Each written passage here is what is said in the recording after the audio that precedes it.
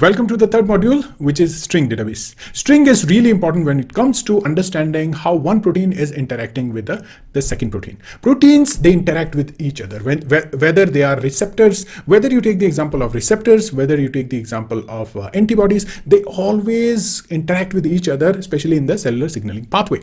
So we need to understand what are the proteins that are interacting with other proteins, and we can create a map of those and network of those particular protein. In string database, you can create 3D networks, amazing network that you can use in your publications. So without any delay, let's start the tutorial. A lot of various things you can do. There are so many softwares available in XPC. One of the important tool that is being used for understanding protein-protein interaction is the string database. The full form of string database is a search tool for the retrieval of interacting gene or protein. It's a database which is having the known and predicted protein-protein interactions. The interaction includes direct physical as well as indirect, which is functional association derived from various sources. For example, computational prediction, knowledge transfer between organisms, as well as interactions aggregated from various databases. So string is really important to understand if a protein is interacting with the other protein, and you can also understand the complex molecular signaling pathways using string. So in this one, what we will do is we will explore the website. We will add query proteins. We will see some of the basic network, and we'll also see what are the settings or analysis options that are available. Finally, we'll also see how we can export the image and create a nice, decent network of the protein with as much as accuracy we can have, right? So as you can see in string, it covers over 5,000 different organisms with over 25 million high confidence links between proteins, which is really, really important if you're working in the area of protein-protein interactions. So without any delay, let's move on to the resource website. Okay, so what I've done is you can type in XPC string in Google, and it will direct you to this particular link, which is string SIB, Swiss Institute of Bioinformatics. When you click on this one, you will be directed to this page, which is the page of the XPC, where you will have a tab which can direct you to the resource website of the string database. So once you click on this one, you should be able to open this, the main page of the string website, and you can see this is the logo of the string and some of the options that are available on the left side and some of the options that are available on the top side, and then this is the interface. Let's see what we can do. We can also do the login. We will register to the website. It's important. When you register to the website, the information goes into the string database, and it's important for the developers to know how many people are using, and it's going to help them to further advance or add multiple features. And also secure the funding for the database. So you can see here, there are a couple of options on the left side. We can start with protein by name. This is the first option, most basic option, and probably in most of the cases, you can directly use this option and get your results out. And second one, multiple proteins. So you can also add multiple proteins. As you can see over here, examples are also given. So you can type in the name of the proteins, and also you can also type in the UniProt ID of the protein. You can upload the file also, and you can mention the organism name right over here. There are some advanced setting options also. If you want to change the confidence level of the interaction, you can also change that.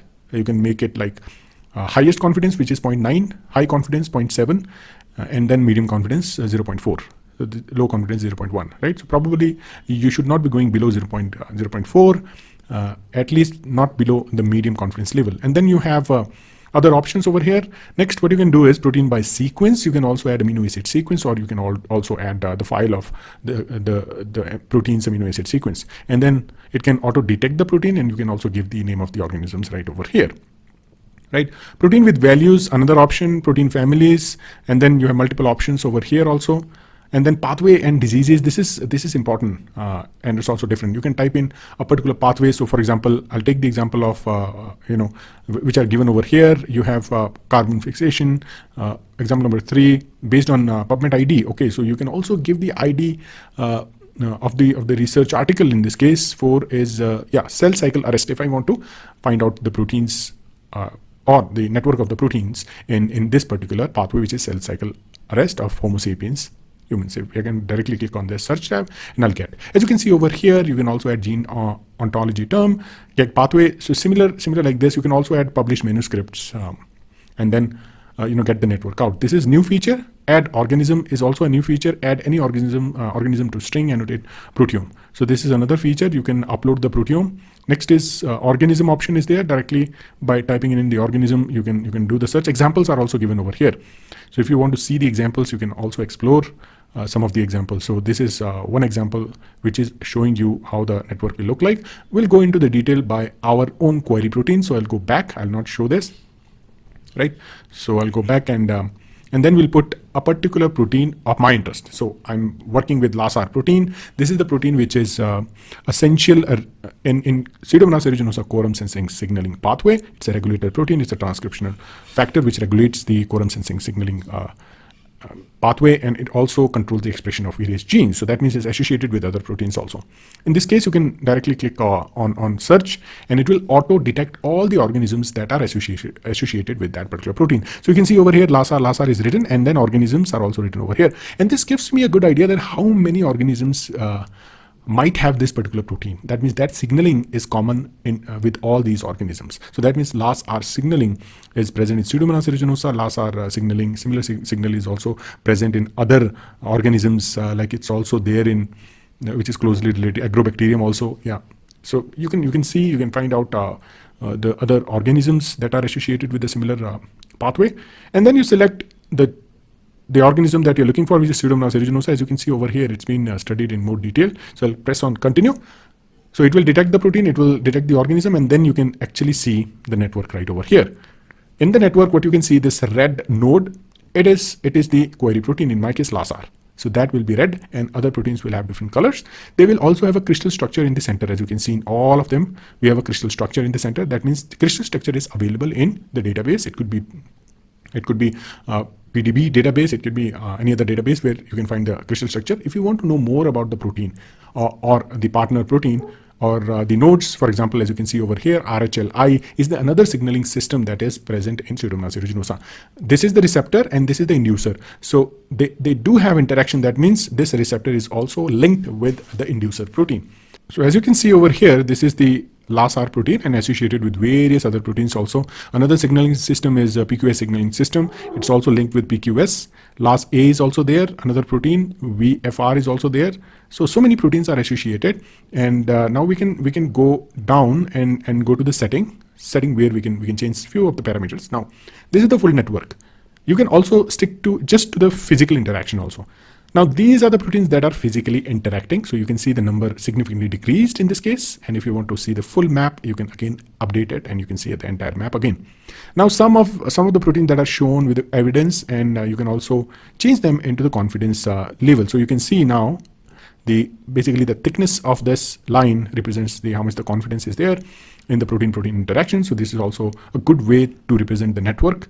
And then next, what we can see is you have other options like text mining, experiments, databases. If you want to just focus on experiments, let's see how many proteins we'll get just based on the experiments. Only one protein, right? So which is very, very unique. So you have to rely on various other parameters like neighborhood, gene fusion, co-expression, and then based on your preference, you can change this network. So it's very, very important how you customize this network and what information you want. Now, medium confidence level is that right over here as the default setting. You can increase this and update it. It's also going to change because now I have a lot of other parameters that I've included in here. Okay, let's go next. Now we want to see more than 50 interactions. Default is top 10. Now we can see more than 50 interactions. It's not updating because then interaction, we have to decrease the confidence level to medium. Then we are definitely going to see a lot of complex network in case of this particular signaling pathway. So you can clearly see how complex it became suddenly when I changed the partners and also lower down the confidence. So this is how you can basically create network of more than 50 interactions. You can also create shells, right? More than 50 interactions. Let's update this and see what happens. So depending upon how you want to, how much you want to understand, you can make this network really, really complicated. Confidence level is very important key. So you need to understand that. You can't just be adding, a lot of things in there and make this network too complicated, right? So you need to be careful on that side. So what I'm doing is I'm going to restrict this to 10 interaction because otherwise it's too difficult to handle all the proteins together. So I think this is good. So now we can move on further where we need to do some more analysis on this one. Rather, I'll make this network also little bit more smaller because we need to see carefully that what is happening in our network. So now you can see in this network, we have lots of proteins from various signaling pathways. Now, if we go to analysis, we can categorize these into a different groups. We can color them. So you can put quorum sensing protein in red. So you can see these are all quorum sensing associated proteins. So many proteins are there, right? And then quorum sensing regulation is also linked with secondary metabolite biosynthesis processes. And we can link it with the modulation of, let's say, extracellular region, which is green.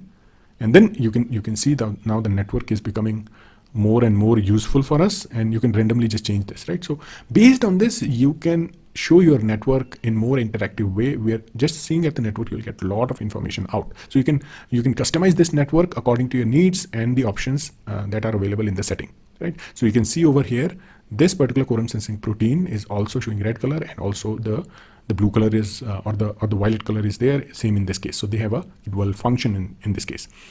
Now next, the same thing you can do if you want to find out virulence and virulence associated, which is, I think, one of the important parameters. So you can see all those proteins that are virulence factors that are actually causing the damage to the host. So this is important. Now, once you're happy with all these settings, you can go to export, and in export, you will have option to export the image in various formats. And what I want right now is just the format in the PNG format of the protein, which is the image format. And I'll click, and now you can see this entire network where all the proteins are highlighted. The background is not there, so you can directly paste it in any file, and as you can see, the diagram the background is not there. So because of that, you should be able to see all the interactions very, very nicely. Here the background is dark. It will look like this on a white background, so which is good, right? So you can export other formats also, and then use those images in your basically in your publications and in your reports also. Now there are some other resources that I want you to explore, which is here in the help center. In help center, if you go to string videos, these are very nicely formulated videos, and you will get a lot of information from these videos. What you have to do is just watch these videos and follow along. Basic tutorial is given, and then if you want to go and do the network visualization, improve visualization, everything is available. Frequently asked questions are also available. What are the scores and how it works, which is nice, which is good to understand. And I think once you have the data out, you should be able to understand the data. You should be able to report the data in your publications, and hopefully you will be able to get your papers accepted by good journals. But obviously, when it comes to protein-protein interactions, you have to do a lot of work before you complete your research study. So you might have to do a lot of analysis using other XPC tools, and if you combine them all together, you should be able to conduct a thorough research on the topic that you're working on. Okay, and once you use this, you should definitely cite the resource publication. So they are also giving the reference to the paper right over here. So if you click on this particular tab, you can see the publication, and then you should cite other publications, because that is very, very important for the authors to give them the credit they deserve, right?